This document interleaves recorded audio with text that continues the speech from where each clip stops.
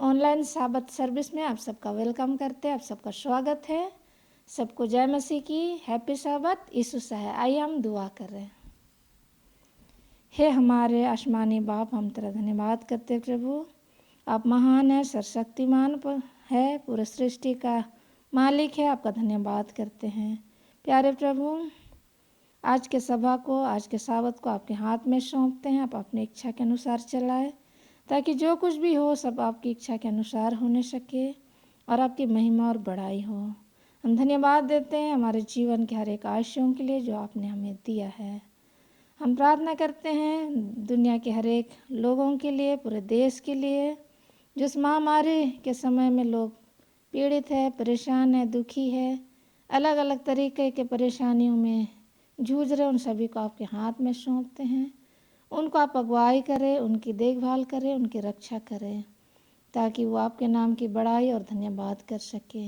हम प्रार्थना करते हैं चर्च के हर एक लोगों के लिए जो अलग अलग जगह में रहते हैं, आपके ऊपर विश्वास करते हैं, उन सभी को आपके हाथ में सौंपते हैं। उनके साथ में हो, उनकी आप मदद और अगुवाई करें, उन्हें भला चंगा और स्वस्थ रखें, ताकि वो भी आपके नाम के धन्यवाद देने वाले होने सके।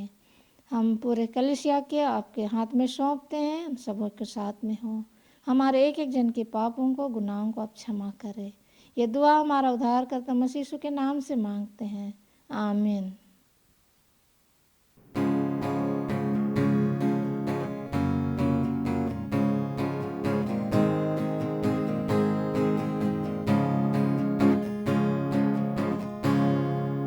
प्रभु का आनंद है मेरी ताकत, संसार में यीशु है मेरी ताकत। ओ मेरा आनंद है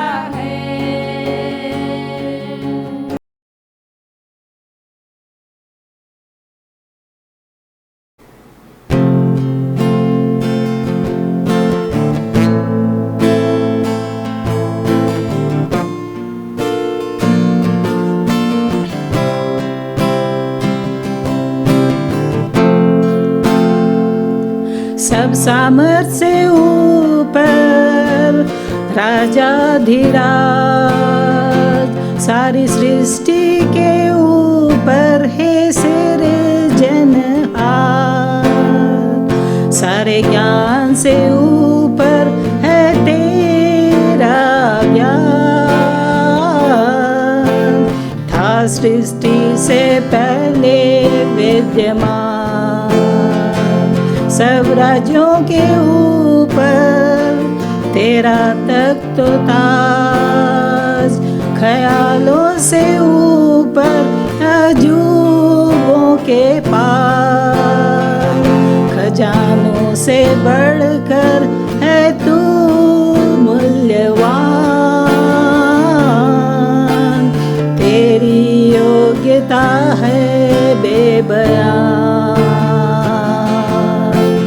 क्रूसित हुआ, कब्र में गया, जान लेने तू जिया, निंदित त्यागा हुआ एक फूल समा, कुचला गया ये सब सहा। मुझे करके याद अद्भुत है प्यार।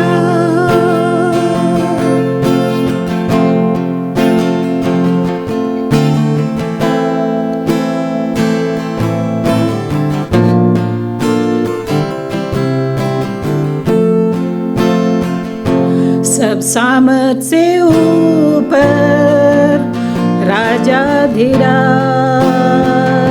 सारी सृष्टि के ऊपर है सिरजनहार। सारे ज्ञान से ऊपर है तेरा ज्ञान, था सृष्टि से पहले विद्यमान।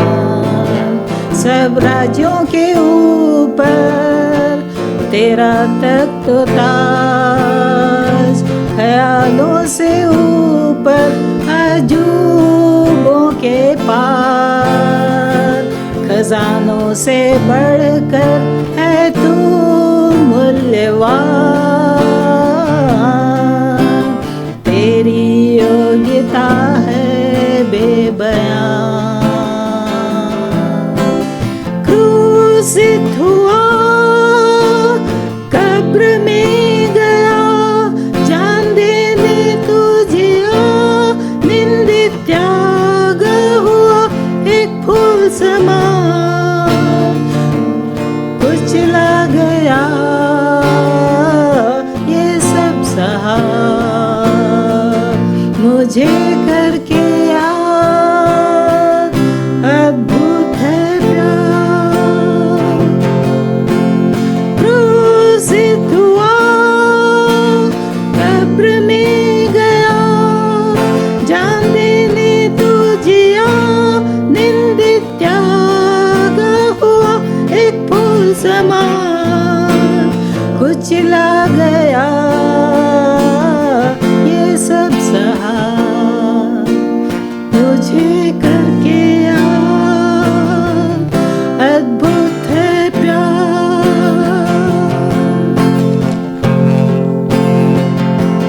Above all powers, above all kings, above all nature and all created things, above all wisdom and all the ways of man.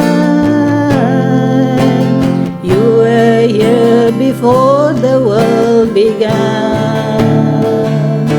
Above all kingdoms, above all thrones, above all wonders the world has ever known, above all wealth and treasures of the earth, there's no way to measure what's your worth. Crucified, laid behind the stone,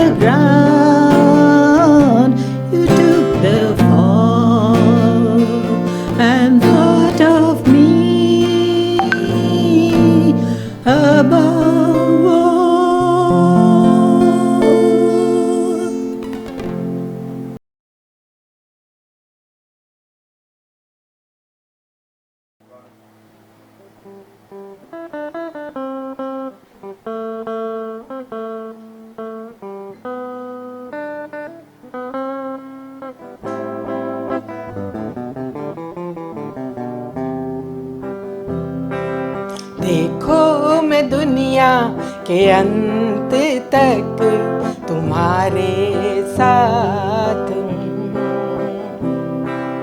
देखो मैं दुनिया के अंत तक तुम्हारे साथ हूँ। न घबराना तुम, न डरना कभी, न घबराना तुम, न डरना कभी। मैं आऊँगा फिर से, ये कहता मसीह। देखो मैं दुनिया के अंत तक तुम्हारे साथ हूँ। देखो मैं दुनिया के अंत तक तुम्हारे साथ हूँ।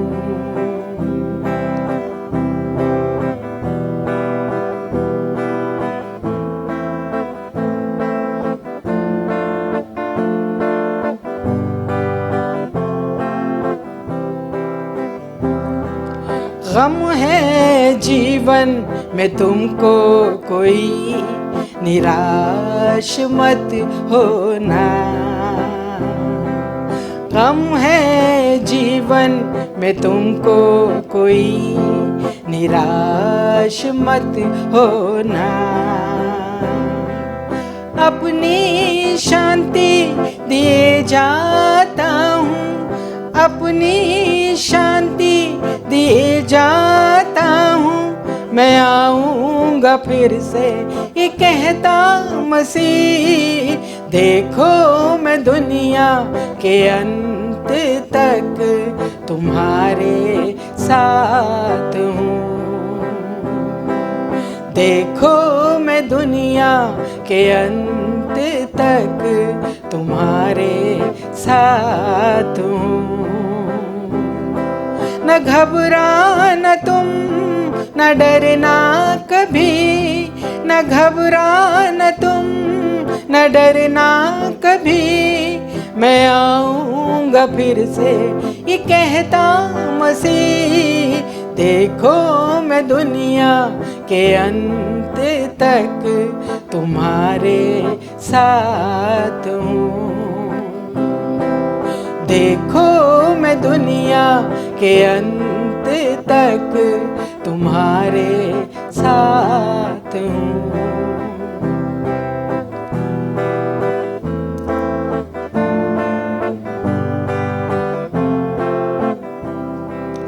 इंतजार है हमको मसीह तेरे ही आने का। इंतजार है हमको मसीह तेरे ही आने का।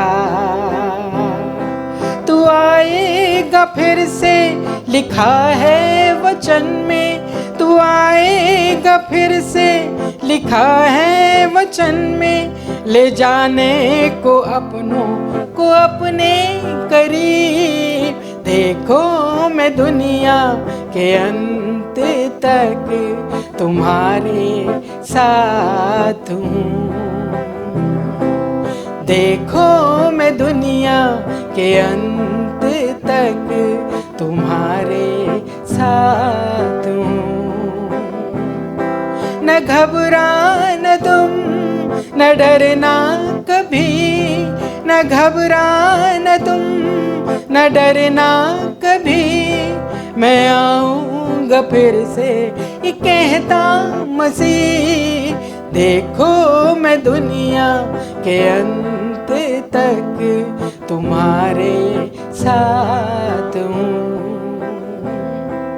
देखो मैं दुनिया के अंत तक तुम्हारे साथ हूँ।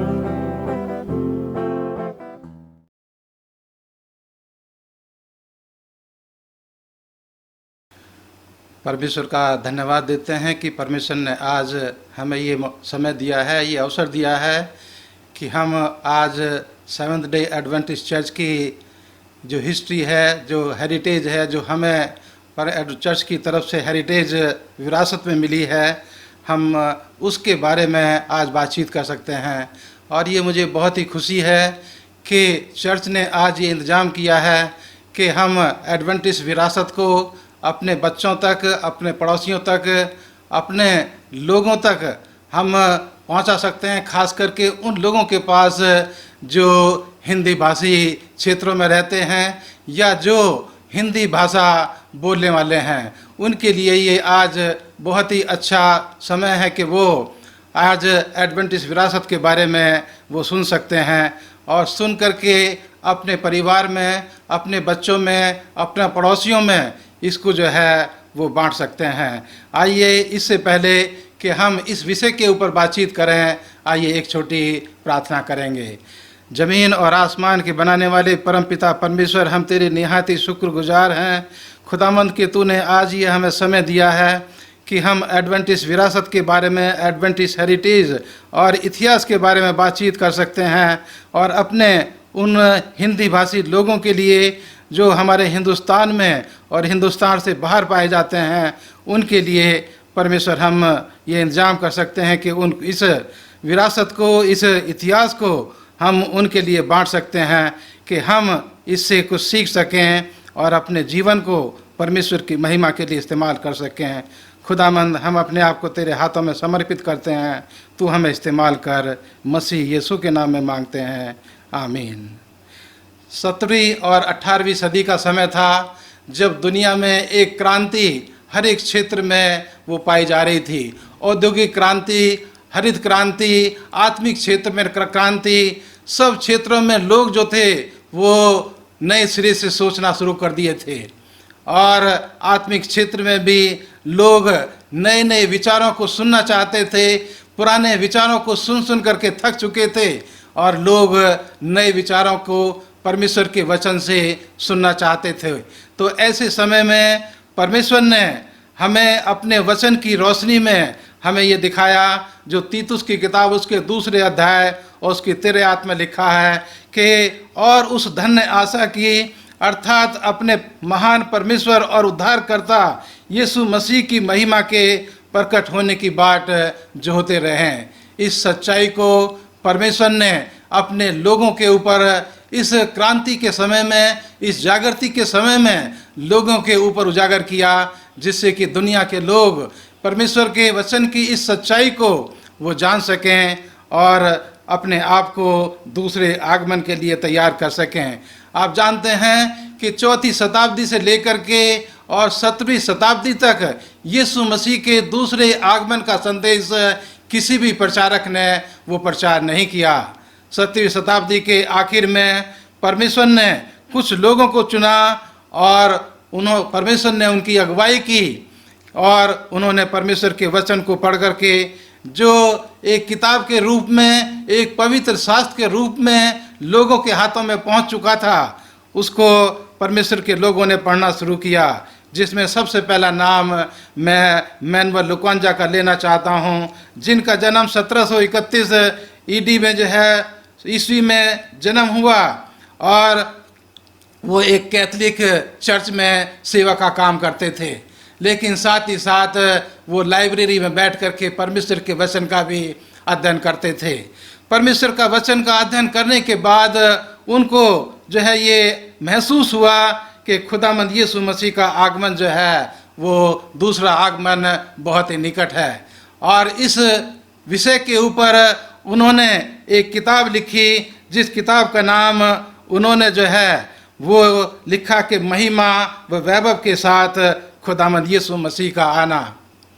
अपने जीते जी वो इन विचारों को अपने दोस्तों के साथ, अपने लोगों के साथ जो है वो बांटते रहे, लेकिन जब उनकी मौत हो गई, उनकी मौत के बाद इस किताब को जो है वो छापा गया और लोगों ने जो है इसको पढ़ना शुरू किया।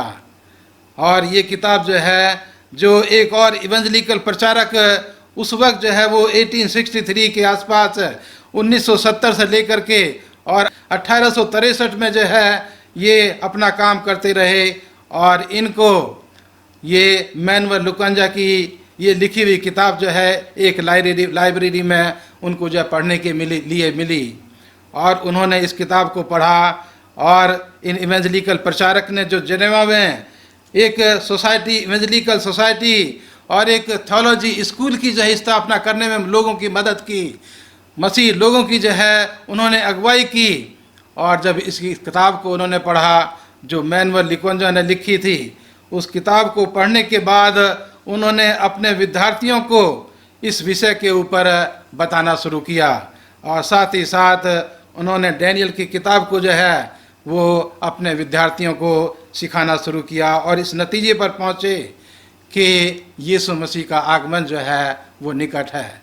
इनके विद्यार्थियों के द्वारा परमेश्वर के ये वचन की सच्चाई वो दूसरे क्षेत्रों में जो है वो पहुंची।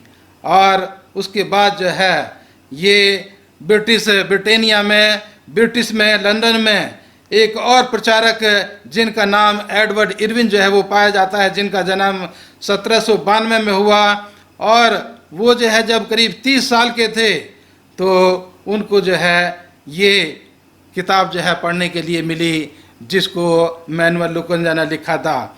और इस किताब से प्रभावित होकर के उन्होंने जो है ब्रिटेन में और आसपास के आइलैंड्स में प्रभु यीशु मसीह के दूसरे आगमन के संदेश को लोगों को बताना जो है वो शुरू कर दिया।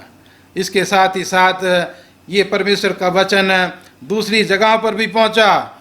और ये जो है जर्मन में जो एक और परमेश्वर के वचन के जो विद्यार्थी थे, जोसेफ फुल जिनका नाम यहाँ पर दिया गया है, जो एक यहूदी खानदान से जो है संबंध रखते थे, वो जो है उन्होंने जो है कैथोलिक चर्च में जो है वो काम करना शुरू किया। लेकिन बाद में जो है वो कैथोलिक चर्च के कुछ रीतियों को देख करके, कुछ परंपराओं को देख करके जो है वो उससे निकल करके एंग्लिकन चर्च में आकर के प्रचार करने लगे।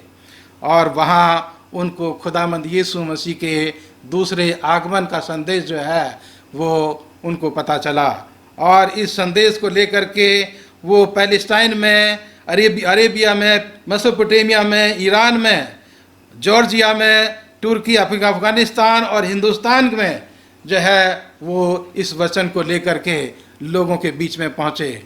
और उनके इस अथक प्रयास से प्रभु यीशु मसीह का ये दूसरा आगमन का संदेश यहाँ हिंदुस्तान में भी पहुँचा।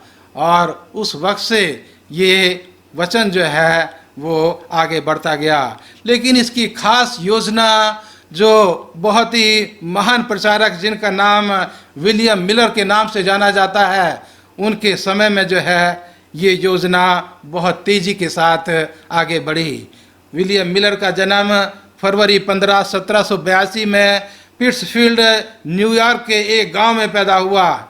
और वो अपने परिवार के 16 बच्चों में सबसे बड़े बच्चे थे। पढ़ने में बहुत तेज और बुद्धिमान थे। 19 साल की उम्र में उनकी शादी जो है एक लड़की जिसका नाम जो है वो लूसी स्मिथ था, उसके साथ जो उनकी शादी हुई। और वो जो है अपनी ससुराल में ही जा कर के रहने लगे। और ससुराल में रहने के कारण वो उनका रुचि जो है वो संसारिक बातों में जो है वो जाने लगी। उनका लालन पालन जो है एक मसीह परिवार में हुआ। लेकिन लोगों की सोसाइटी की वजह से, लोगों के जो है वो परिवेश की वजह से उनका मन जो है परमेश्वर के वचन से वो दूर होने लगा। और वो परमेश्वर के वचन में जो आश्चर्य कर्म जो है वो दिए गए हैं, उनके ऊपर जो है उनका विश्वास वो जो है ख़त्म हो गया। और साथ ही साथ वो परमेश्वर के वचन को जो है वो नकारने लगे कि परमेश्वर का वचन परमेश्वर की प्रेरणा से लिखा गया है। लेकिन यहाँ मैं आपको बता देना चाहता हूँ कि वो सामाजिक क्षेत्र में बहुत अच्छा काम कर रहे थे। वो 1809 में वो समाज की सेवा करते हुए उनको उस क्षेत्र का जो है वो डिप्टी मेयर जो है वो चुना गया। और साथ ही साथ उनको शांति का न्यायाधीश की पदवी से उनको नवाजा गया। उस वक्त 1810 में जो है वो न्यूयॉर्क में, अमेरिका में और ब्रिटेन में जो है वो लड़ाई का समय जो है वो शुरू हो चुका था।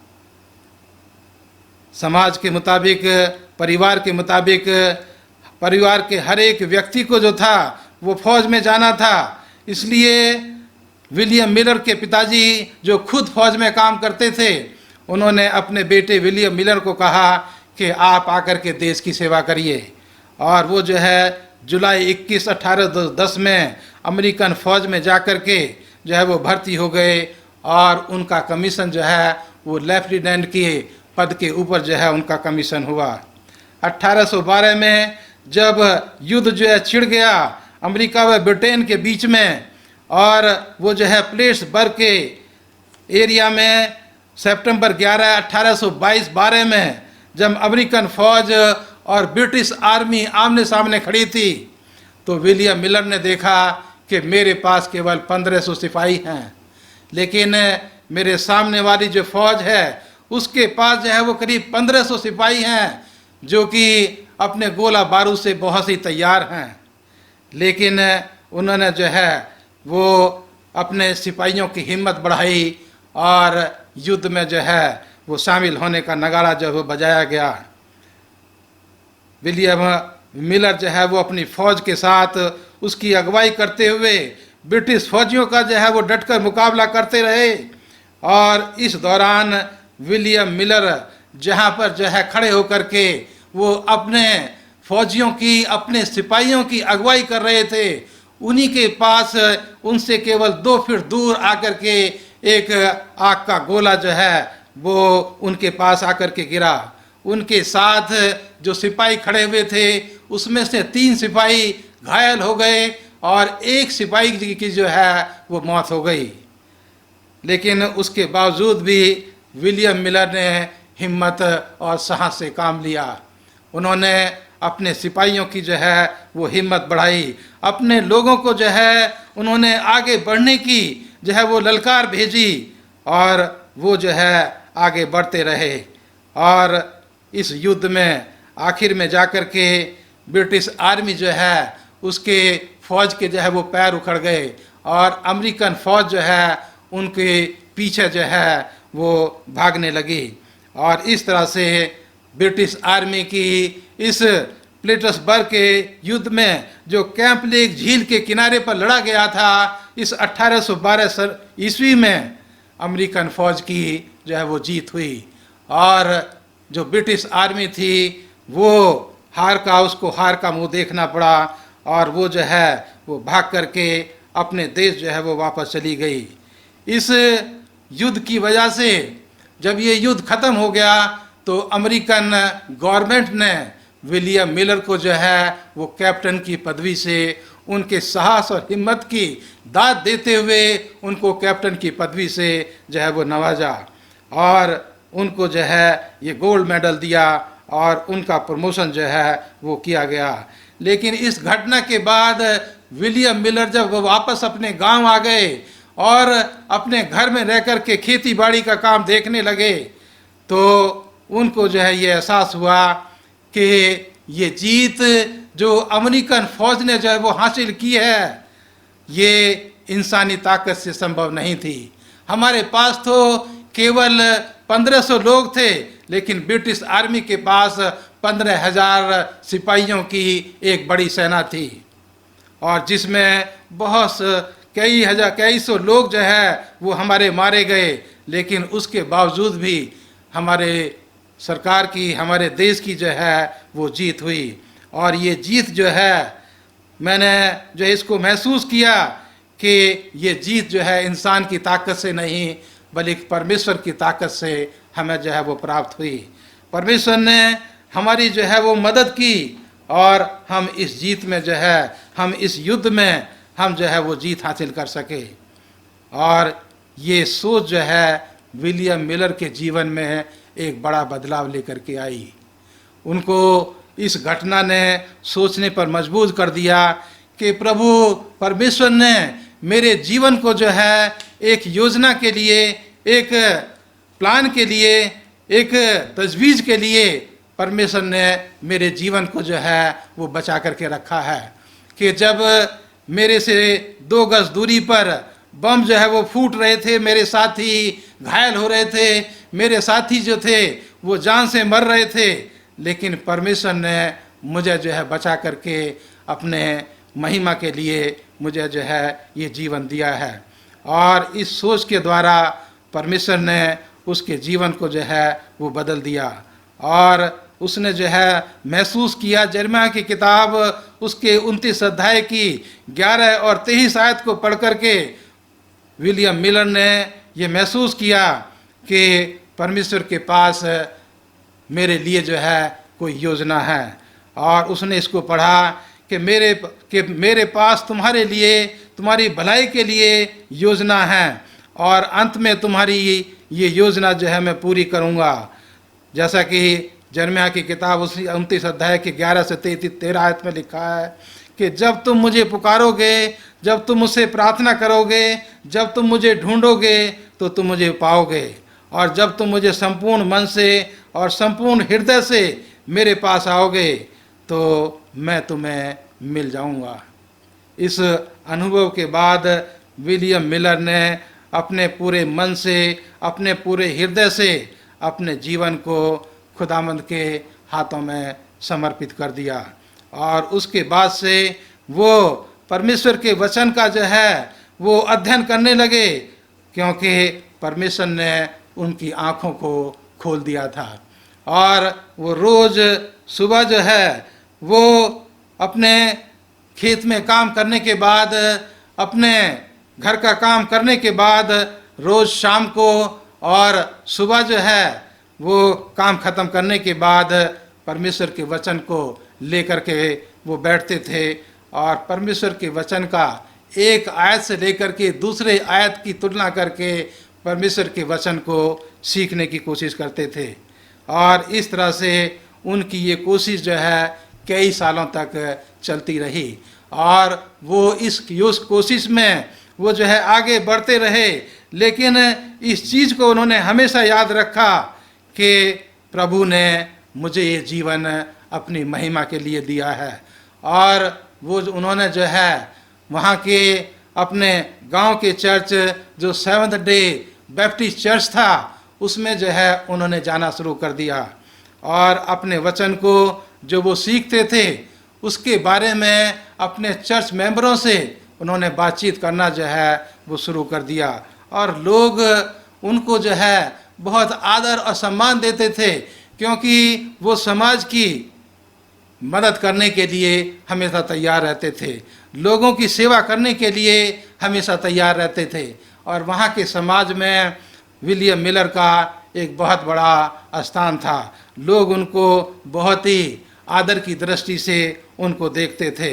और जब वो जो है चर्च में जाने लगे तो पास्टर्स, जो चर्च के निगहबान थे, जो चर्च के अगुवे थे, जो चर्च के मेंबर थे, वो भी जो है अपने आप को गौरवान्वित महसूस करने लगे, बहुत ही अच्छा महसूस करने लगे कि हमारे गांव का जो बहुत ही आदरणीय और सम्मानीय व्यक्ति है वो हमारे साथ बैठ करके परमेश्वर के नाम के गीत गाता है, परमेश्वर के वचन से बैठ कर के सीखता है और परमेश्वर के वचन को हमें जो है वो बताता है। परमेश्वर के वचन को पढ़ कर के लोगों को जो है वो बताने की कोशिश करता है। और इस बातों के द्वारा, इन चीज़ों के द्वारा, इन कामों के द्वारा विलियम मिलर का आदर और सम्मान जो है समाज के बीच में और बढ़ता गया। लोग जो है उनको और आदर और महिमा की दृष्टि से, आदर और सम्मान की दृष्टि से लोग उनको और देखना उनको शुरू कर दिया। इस विचार को देखते हुए, इन बातों को देखते हुए विलियम मिलर जो है वो पूरी तरह से उन्होंने अपने जीवन को परमेश्वर के हाथों में जो है वो दे दिया। और रोज़ जो है वो बैठ कर के परमेश्वर के वचन से जितना भी समय वो परमेश्वर के वचन को सीखने में, पढ़ने में वो गुजार सकते थे, वो गुजारते थे। और परमेश्वर के वचन के एक हिस्से को पढ़ करके दूसरे हिस्से से जो है उसकी तुलना करके उसको जो है वो सीखते थे। उत्पत्ति की किताब से पढ़ करके वो जो है उसको प्रेरितों की किताब से, पतरस की किताब से, पौलुस की किताबों से उनका जो है वो मिलान करते थे। और वो आगे की किताबों को पढ़ करके उन्होंने जो है वो महसूस करते थे कि किस तरह से खुदावंद यीशु मसीह ने अपने जीवन को जो है वो दुनिया के लोगों के लिए दे दिया। एक दिन जो है वो यूहन्ना की किताब उसके 3 अध्याय को पढ़ रहे थे, और पढ़ते पढ़ते जब वो जो है 14वीं आयत पर पहुँचे, जहाँ उनको पढ़ने के लिए मिला कि खुदावंद यीशु मसीह जो है जिस तरह से मूसा नबी ने बियाबान जंगल में एक लकड़ी के ऊपर, एक पोल के ऊपर सांप को जो है वो टांगा, उसी तरह से खुदावंद यीशु मसीह का जीवन भी जो है उनको सलीब के ऊपर उनको टांगा जाएगा। और उनको समझने के लिए वो गिनतियों की किताब और उसके 21 अध्याय में पहुँचे, और वहाँ उन्होंने जो उस कहानी को पाया कि जब इस्राएली लोग सफ़र कर रहे थे रेगिस्तान में, और उन्होंने जब परमेश्वर के विरोध में बातें की, तो परमेश्वर ने उनके बीच में जहरीले सांप भेज दिए, और वो जहरीले सांप उन लोगों को काटने लगे, और जिसको भी वो काटते थे वो व्यक्ति उन जहरीले सांपों के काटने से वो मर जाता था।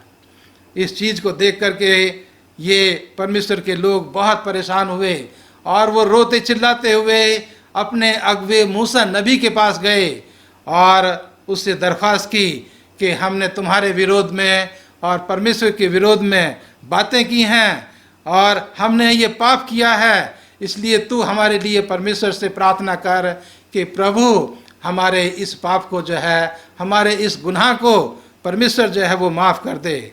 मूसा नबी जो हैं उनकी दरख्वास्त को लेकर के परमेश्वर के पास गए, और परमेश्वर से उन्होंने प्रार्थना की, और परमेश्वर ने उनको रास्ता दिखाया कि एक छड़ी लेकर के उसके ऊपर पीतल का सांप बना करके टांग दो, और लोगों के बीच में ये मनादी करा दो कि जिस व्यक्ति को भी ये जहरीले सांप काटें, वो मैदान के बीच में ये जो सांप पीतल का बना हुआ छड़ी के ऊपर टंगा हुआ है वो उसको देख ले, और उसके देखने से वो व्यक्ति जो है वो हमेशा की मौत से, वो मौत से जो सांप के काटने से उसके जीवन में आ गई है, उसके काटने से वो बच जाएगा।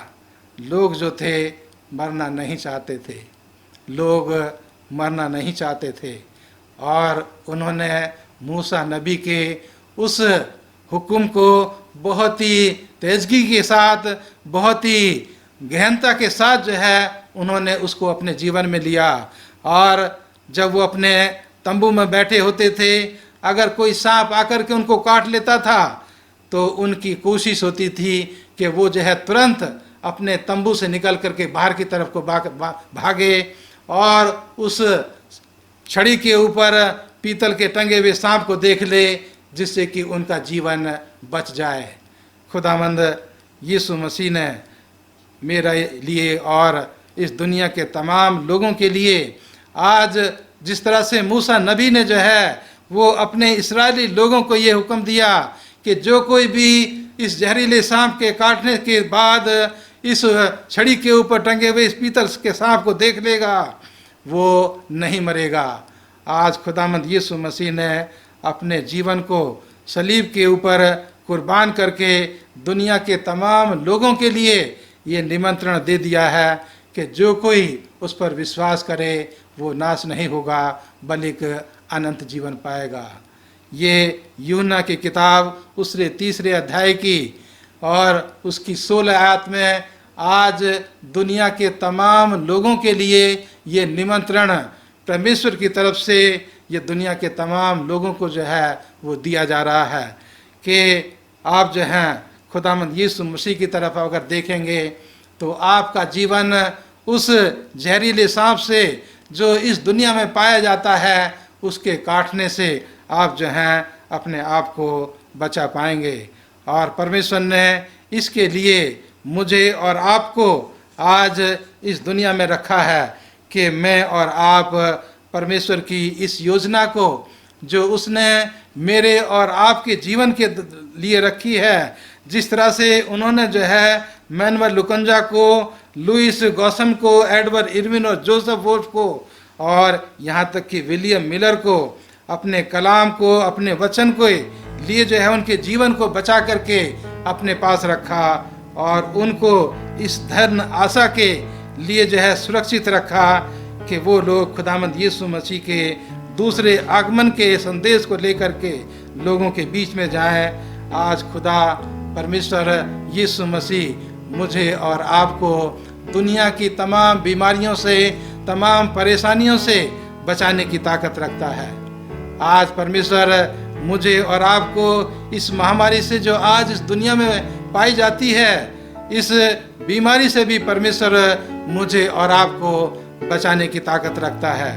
परमेश्वर मेरा और आपका ये विश्वास हो कि हमारे खुदावंद यीशु मसीह के अंदर इतनी ताकत है कि ये बीमारी चाहे कितनी भी भयंकर क्यों ना हो, लेकिन हमारा परमेश्वर मुझे और आपको अपनी योजना को जो है पूरा करने के लिए मेरे और आपके जीवन को बचा करके अपने नज़दीकी में रखेगा और अपनी योजना के लिए मुझे और आपको जो है वो इस्तेमाल करेगा कि जिससे कि हम लोगों को इस धन्य आशा के लिए, इस मुबारक उम्मीद के लिए, इस यीशु मसीह के दूसरे आगमन के लिए लोगों को बता सकें और इस आखिरी दुनिया में लोगों को यीशु मसीह के दूसरे आगमन के लिए तैयार कर सकें। इस शुभ संदेश के लिए परमेश्वर मुझे और आपको इस बड़ी महामारी से जो आज पूरी दुनिया में पाई जाती है, इस बड़ी बीमारी से बचा करके वो जो है मुझे और आपको सुरक्षित रखेगा, महफूज रखेगा, सही सलामत रखेगा, क्योंकि खुदावंद के पास मेरे और आपके जीवन के लिए एक योजना है और वो योजना मेरे अपने जीवन के लिए, ये योजना लोगों के जीवन के बेहतरी के लिए खुदा ने जो है वो अपने वचन में, अपने मकसद में, अपने प्लान में, अपनी योजना में उसने मेरे और आपके लिए रखी है कि मैं और आप इस दुनिया की महामारी की परवाह ना करते हुए अपने जीवन को परमेश्वर के पास रखें और उसी की निगाहबानी में, उसी की दया दृष्टि में हम आगे बढ़ते रहें। खुदावंद मेरी और आपकी इस मुश्किलात की घड़ी में भी वो मेरी और आपकी रक्षा करेगा और इस बड़ी बीमारी से बचा करके मुझे और आपको अपनी महान योजना के लिए तैयार करेगा। मेरी आज आप तमाम के लिए यही दुआ है कि खुदावंद मुझे और आपको और हम तमाम मसीह भाइयों को और हम तमाम विश्वासियों को वो जो है इस बड़ी बीमारी से बचाए और अपनी महान योजना के लिए मुझे और आपको इस्तेमाल करे। आइए एक छोटी दुआ करेंगे। जमीन और आसमान के बनाने वाले परवरदिगार, हम अपने जीवन को तेरे हाथों में समर्पित करते हैं और हमारा विश्वास और भरोसा तेरे ऊपर है कि खुदावंद तेरे पास हमारे लिए एक योजना है और उस योजना को पूरा करने की खातिर तू हमें दुनिया की हर एक बड़ी बीमारी से बचा करके अपने पंखों की आड़ में रखेगा और अपनी योजना को हमारे जीवन में पूरी करेगा, जिससे कि हम तेरे इस धन्य आशा को, इस दूसरे यीशु मसीह के दूसरे आगमन को लोगों के सामने पेश कर सकें और आने वाली दुनिया के लिए लोगों को तैयार कर सकें। खुदावंद तो हमारी प्रार्थना को सुन और कबूल कर, मसीह यीशु के नाम में मांगते हैं, आमीन।